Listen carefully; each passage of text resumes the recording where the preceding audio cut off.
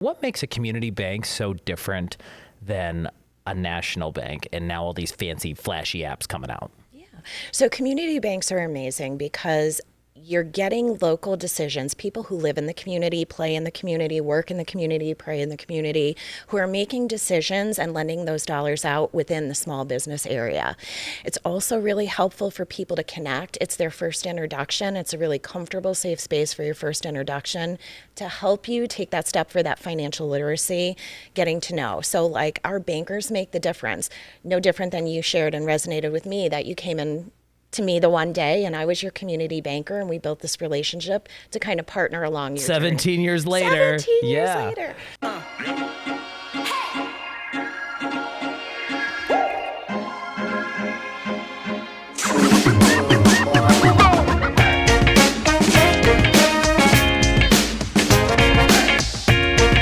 Hey, what is going on, peeps? Okay, look, I'm going to just get right to it.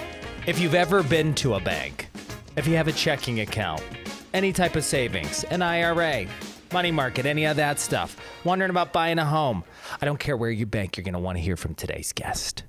So get ready for this. Are you ready? It's the one and only Jill Valentini, one of my longtime friends and somebody, who helped me get my life together in the financial world as much as I would like to, from Fidelity Bank based in Dunmore, Pennsylvania. Girl, how you doing? I'm doing great, Ryan. Thanks for having me on today. So normally when I see you, I'm at your office, I'm sitting behind the desk and I'm like, Jill, and I feel like dumping money on the table. I'm like, what do we do with this? But it's not like that, I should say. But you're always so great with advice. I was visualizing me just dumping change on the table, right? And you're like, are you serious? You're so great with what's going on in the banking world now, how to save people time, save people money. So I was like, we have to talk to you. But what I love about you too, anytime, like when you met with our team to talk about IRAs or just help people, with banking needs, when they hear your backstory, I call it like the best comeback story of a banker I have ever heard. That's where I feel like people really connect with you. And they're like, this girl gets me. Because there is this stereotype, right? We've talked about it, that some people are scared to go into banks. They are.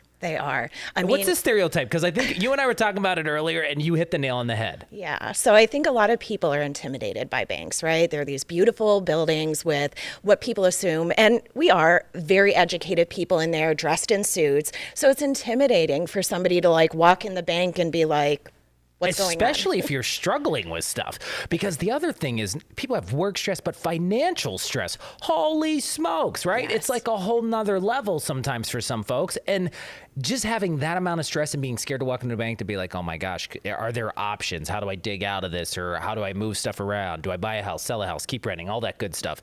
And that's kind of what we wanted to pull the curtain back on. But at Fidelity Bank, which I mentioned is headquartered in Dunmore, Pennsylvania, let's give kind of the backstory really quick. Your title there, because you have leveled up since you've been there. I don't want to mess it up. It's the Vice President, Regional Retail Sales Manager. And we should say it's like Vice President, comma, right? Yes. So she's got some pull, and then you have the other title. Yes. I love that. Basically what it boils down to is I'm a banker and I oversee our branch region. So when you walk into the branch at any location that we have in the Northeast, I kind of oversee the bankers there. All right. And for Fidelity Bank, too, I want to say you guys just don't have like one bank. Correct. How many locations and where? So we have 21 locations. We're in Lackawanna, Luzerne, and Northampton counties. All right. That's in the state of Pennsylvania. Yes. Okay. So we have a lot to dive into today, including your backstory. But I think even before we get into, I call it the comeback story of Jill. Yeah. How did you get into banking? Because that's kind of like sometimes, I don't know. Yeah. There's so many different avenues people can explore with accounting degrees, et cetera. So how did you end up in the actual institution, the banking world? So it's kind of intertwined with my backstory a little bit, but I found myself going through like a life change transition, one of my divorces, and had left my previous job as an accountant with UPS. I was married and my ex-husband had a fitness center. So I had left my accounting job, and I was kind of running the fitness center for it. He was the creative genius. I was the bookkeeper. Dabbled in a little personal training, had some struggles going there, and then all of a sudden I found myself in a position where I'm like, okay, so I need a new avenue, I need a new career. And I was a baby teller when I was in college part-time, so I thought, well, let's go back to what you know, banking. And that's where I came back to Fidelity. And you worked at a few banks, right, before you landed at Fidelity to continue to rise. Yeah. Okay, rising through the ranks. So I guess walk me through that. So how many years then total have you worked, like with banks? So for 2 years when I was in college part-time, I was a teller. Right. I stepped away from that, and then I've been with Fidelity. It'll be coming up on 16 years in June. And you go from teller to now overseeing all of the banks, right, in the northeast part of Pennsylvania. Yep. So. And tell me about some of the other jobs you've had in the bank, because I do want to get to your crazy comeback story, right? And I think that's when people meet you and you kind of share that when people are like, oh, I was scared to come in here, but after hearing the crap you went through, right? Yeah. Like, I connect with this woman. Yeah. So from bank teller, where'd you go? So I came in as a head teller. So I was kind of in charge of overseeing like the transactional. Oh, the head teller. The okay. head teller. So I kind of came in, I oversaw the bankers that do your transactions. So when you walk into a window, cash a check, do a deposit. And then of course, banking is very heavily regulated. So all the compliance things, whether it be like audits or things of that nature. Knew I didn't want to be stagnant, always looking for growth in my career.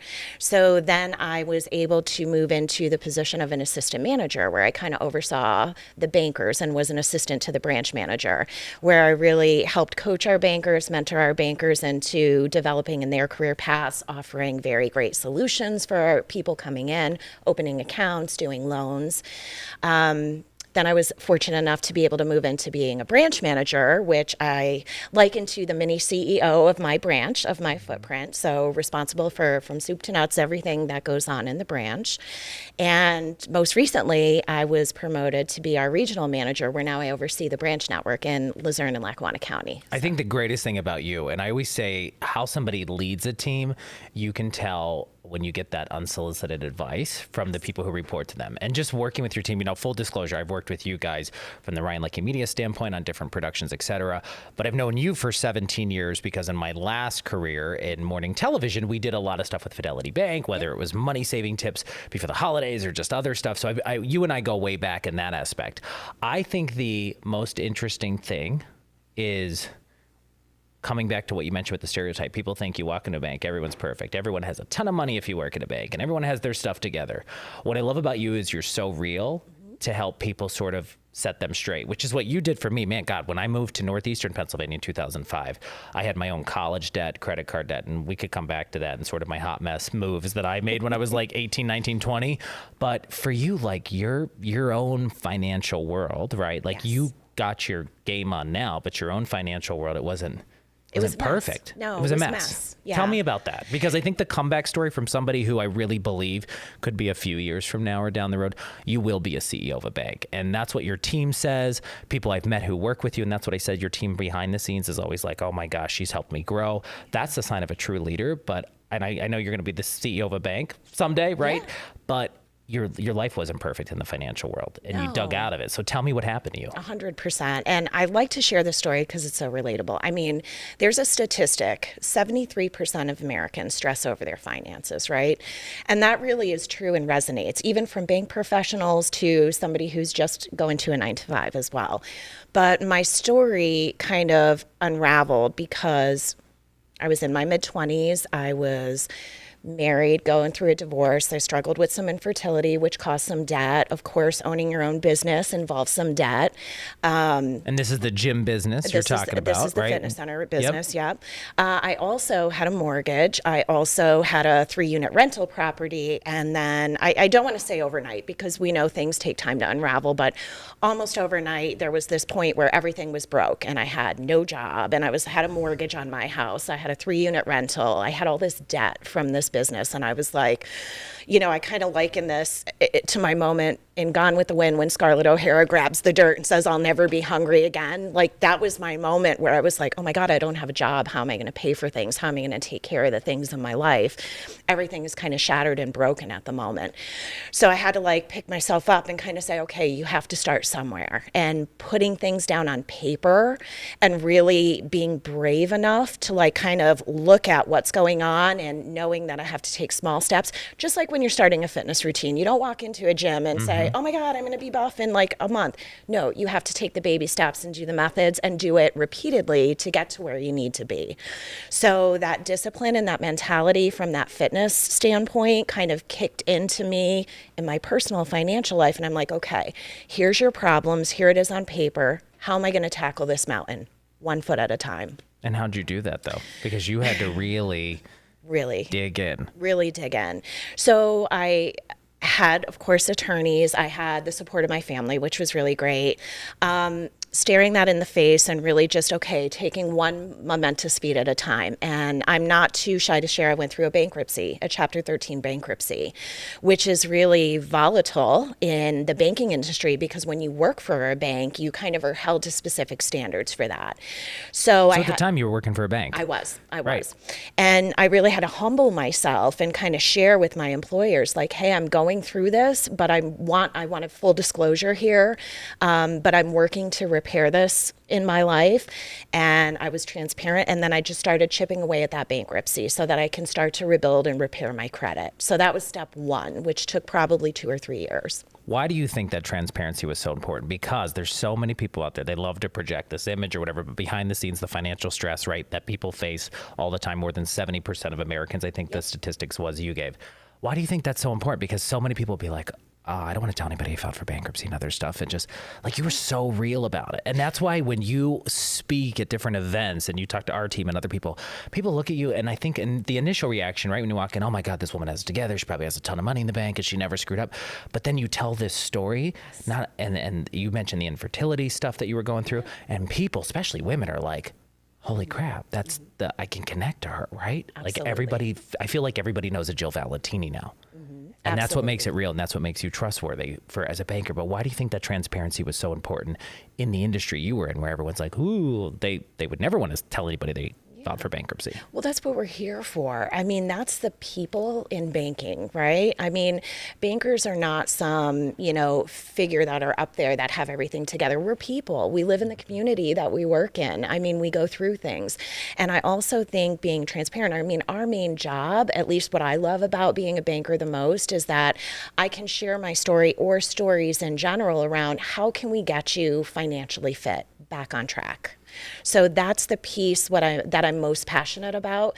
And that's just my way to connect with people. Like, you're not alone in this. You have a partner, and that's what your banker is for. And I'm going to come back. You said get back on track, because when I met Jill 17 years ago, and speaking about being transparent and honest with folks, 17 years ago when I moved to Northeastern Pennsylvania, right? It was shortly after I graduated, my first TV job. My first TV job, I made $6.75 an hour, right?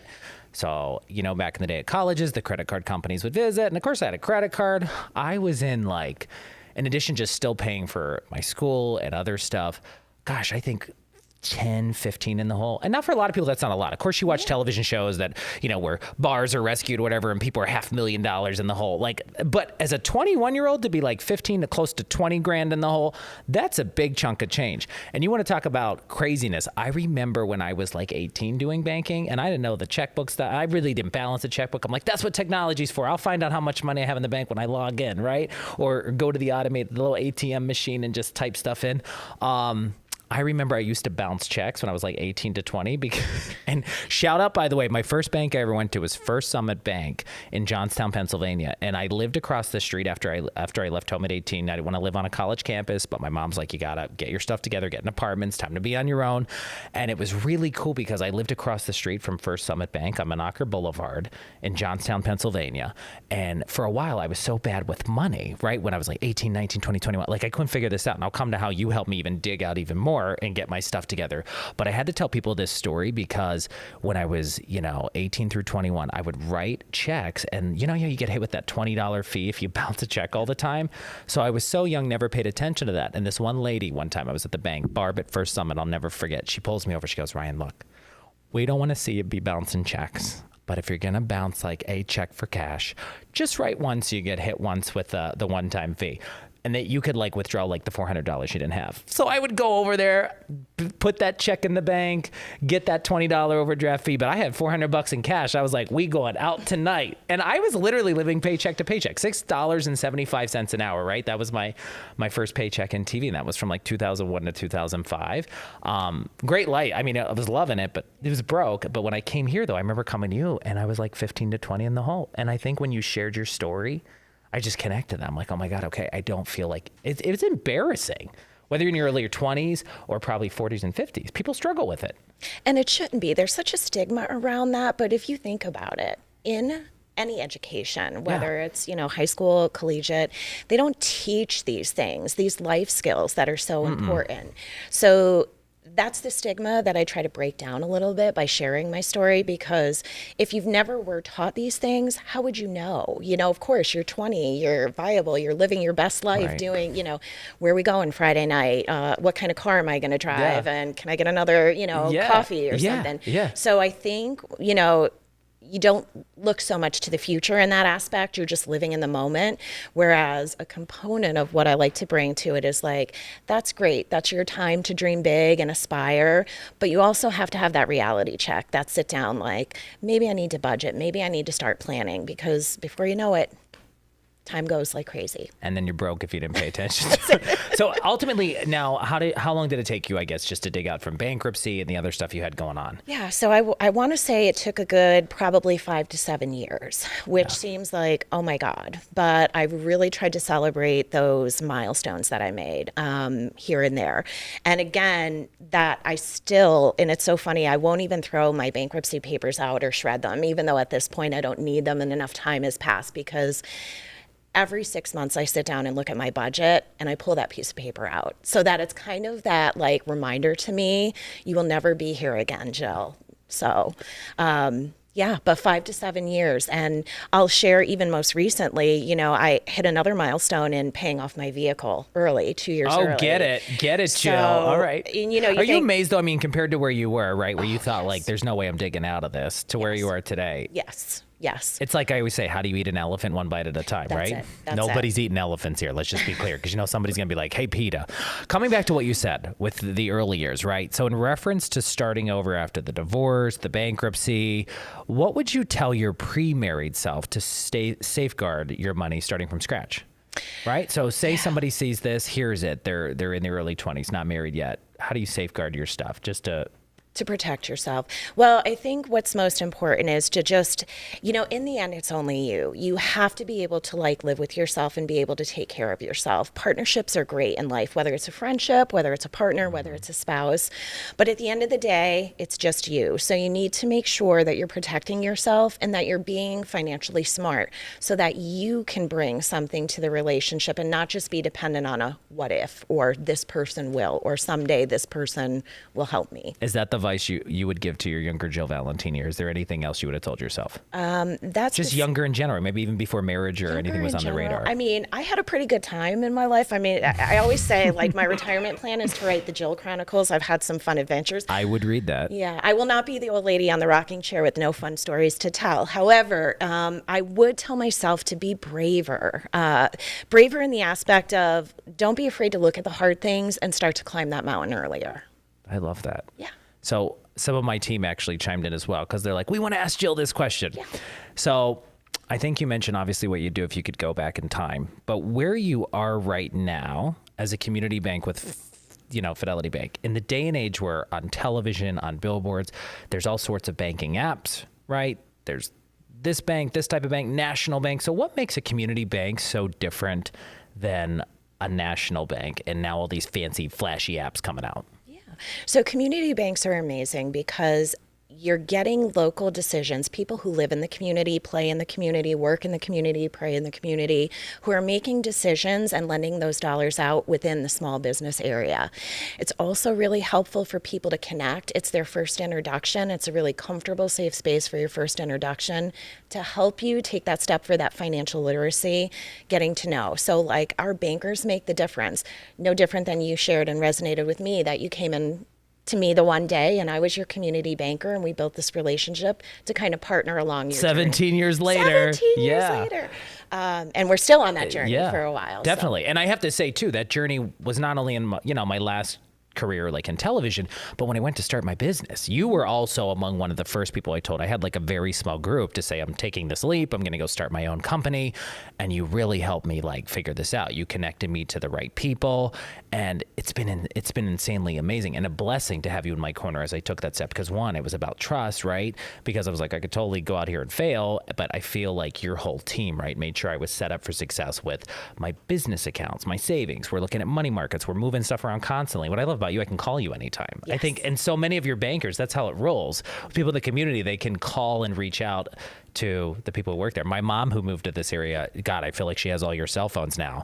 And it's just a different vibe with community banks. It is. And they're incredibly networked to support each other. So even if we don't have the answer, we probably know somebody that we can refer you off and trust to. That kind of establishes that rapport. And I won't get into everything, but you guys also do so much in the community with your sweet treats van, the ice cream van, I should say, that rolls out. You guys surprise people with random acts of kindness. So you do a lot of stuff. And I would have said that straight up, even if we never did the podcast. Like, I'm always impressed by that when I see that in the community, or other businesses giving you a shout out on social media. Like, hey, Fidelity Bank came by and bought everybody coffee or something. Like, holy heck. Like, you don't find that these days. You don't. But again, it's the community giving back, not only financially, but in support and volunteer hours. Yeah. Again, we're from this community that we live in, we work and play, so we want to make a difference. And I think what's cool, a lot of the higher ups get involved. So Yes. that's what's really great about, Fidelity Bank. And yes, I'm biased because I've been with you guys for a long time, but even your CEO, Dan Santinello, like the guys at so many community events, terrific guy, great leader. And I'm going to come back to some of your leadership things I want to pick your brain on, but another great question, a teammate asked, because we talk about everything right now is so volatile, like the industry, interest rates. So for people either starting out or maybe thinking now they're in their late 20s, 30s, they want to maybe look at buying a home. Should they rent? Should they buy? With interest rates going up, what would you tell a younger person to do right now? Look at buying a home or just keep renting? Well, I think that question is complex, but in general, if you're looking to buy a home, I think that that's a great investment. I would say make sure you're at a point where you're purchasing the home, you want to be there for at least 5 to 7 years before you're ready to either change location or move in your career. Just remember too, even though interest rates are up, your home equity or your mortgage is still going to be your best interest rate. It's an asset. It'll be a great, you can build your equity with that. But rents goes up as well with cost of living. So, some people think, oh, well, I don't want to do a mortgage right now because interest rates are up. My mortgage is still cheaper than what most people pay in rent. So it's just a matter of where you are in your life, where you want to be, where you're at in your career, whether it's a smart move to purchase a home now or to wait.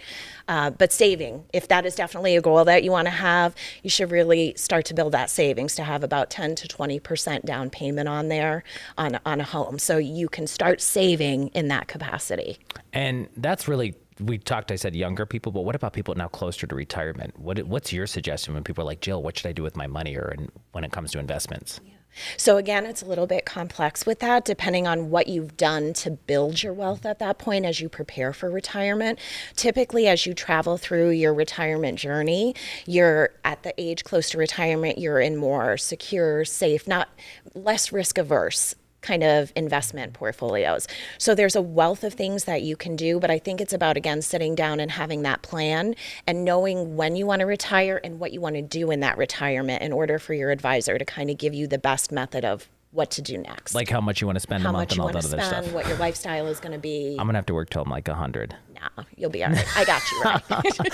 So when you keep mentioning the word savings, right, and it's so important. So I think if we wanted to just drill this down just a smidge more. So give me an example. Somebody's in their 20s, say they put $50 away a month for the rest of their working career. What's the best guess on how much that will translate by the time they retire? I know these are like a case-by-case basis, but just curious. Yeah.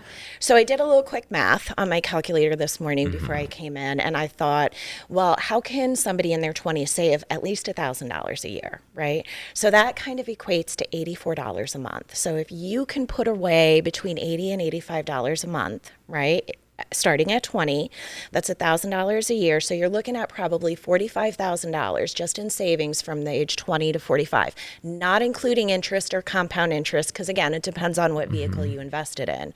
But I think that's a good starting point for somebody in their 20s. They're typically dealing with student loan debt or cars or things like that. $85 you said? 84 point something, but yeah. And then what do you think that'll equate to when you go to retire?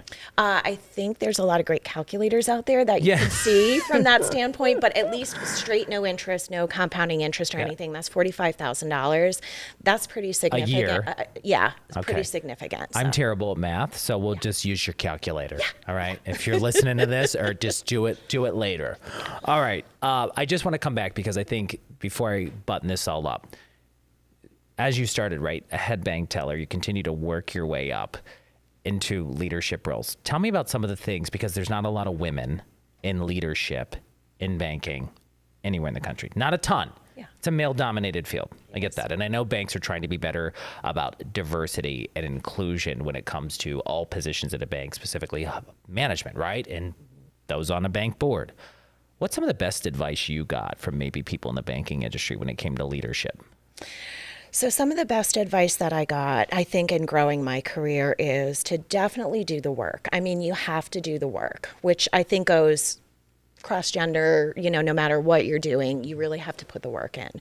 But the biggest single important piece of advice that I think that I got is to get networked. Networking opens the door to so many opportunities to get your name out there, to get what you bring to the table out there. And it also affords you the platform to be able to impact and help others. And that's where your true story is going to come across and resonate.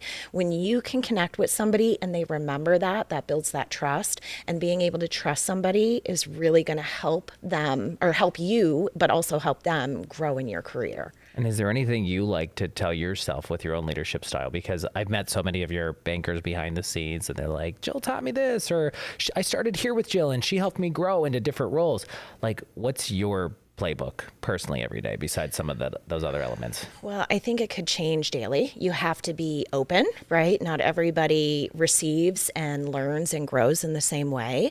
What I'm most passionate about and what has been my greatest honor is to be able to, because I wasn't able to have children myself, to be able to impact different people in different ways and help them grow in their careers on their terms, to kind of really, navigate with them and see their success is my joy and is my success. The more that you can pass on leadership, and even if it's not going to end up as somebody's not going to end up as a CEO or an executive, but as long as they're successful and fulfilled in their life from that capacity, that's my greatest joy and honor. I'm going to tell you this now. I'm going to be after you. Better be a CEO of a bank because I know you have it in you. And it's so funny. And I know we joke around sometimes with your current CEO a little bit about that, but it is funny when I hear it from your own team, unsolicited, right? When they're like, yo, my girl Jill's going to be CEO one day, right? Yeah. People are talking. I have great role models around me and a great support system. And look, I'm going to tell you, the more you grow, the higher you level up in the bank, it's the louder we clap. The people who've, counted on you for years. Gosh, when I was a mess and in debt, and you've here's how we're going to figure this out and help dig you out. Yeah. Any final thoughts, by the way? I think the biggest thing, Jill Valentini from Fidelity Bank. If people hear this story, especially women who connect to all these things she went to, right? You talked about divorce, bankruptcy, infertility issues, right? Yeah, I just feel like you're so relatable to people who might have that 70+% of financial stress on them. How do people connect with you? How do they get to a Jill at a Fidelity Bank? So you can always reach out via our website, bankatfidelity.com. My LinkedIn bio you can put out there, but just step into a branch. I mean, get to know your bankers. Ask if they can meet Jill. They'll give you my contact information. I'd be happy to meet. I still get to meet with clients, which I'm very fortunate about. But yeah, so any of those ways via our website, you can chat with some of our bankers. You can reach me directly via our call center. So yeah, reach out, even if it's just to say hi. And she'll get back to you, I'll tell you, because I blow up Jill's phone all the time, and you're right on it with email, and your team's amazing at that. But I'm just as I said, I look back from 17 years and just to see your growth, and it's inspiring to me. But I'm always so grateful to you because you're one of my success stories too. Because look at where we are today with you. So I know. Congratulations to you too. Thanks to having Jill Valentini in my corner. So you're the best. I love you. You're amazing. I almost fist bumped you there, but I was like, I don't want to mess up those nails. No, we're good. All right. So Jill, thanks so much. So much great. I like to call it little news you can use content. Yeah. You're amazing. Thank you. All right. And hey, you're amazing too. Thanks for checking out another episode of The Ryan Leckey Show. I'll see you soon.